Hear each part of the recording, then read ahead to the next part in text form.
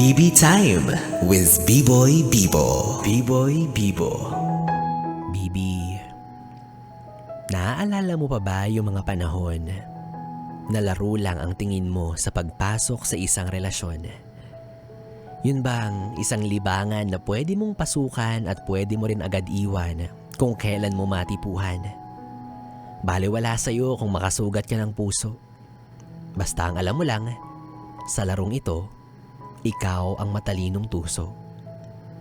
Baliwala sa'yo kung maraming mata kang mapaluha. Basta't sigurado ka na sa dulo, hindi ikaw ang magmumukhang kawawa. Madali lang sa'yo bitawan ang mga salitang, mahal kita, hinding-hindi kita iiwan. Kahit pa alam mo sa sarili mo na ito ay purong kasinungalingan. Mga pangako na paulit-ulit mong binibitawan sa ngalan ng kanyang panandaliang kaligayahan. Kahit pa alam mo na hindi mo naman kayang panindigan. Hanggang sa isang araw, nakilala mo ang taong bumago sa iyong magulong pananaw. Na siyang nagturo sa iyo kung paanong hindi agad bumitaw kung kailan mo lang gustong umayaw. Isang tao na nagpatunay sa iyo ng mas malalim na kahulugan ng pag-ibig. Na para sa kanya, kakayanin mong pasanin ang bigat ng buong daigdig.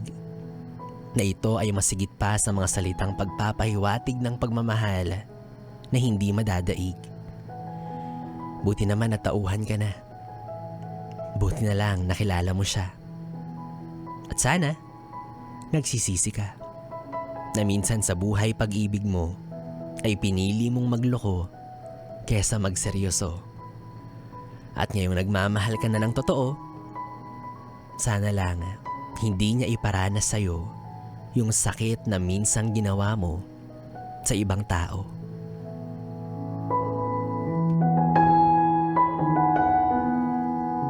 Yes, nagbago na siya. Congratulations sa'yo!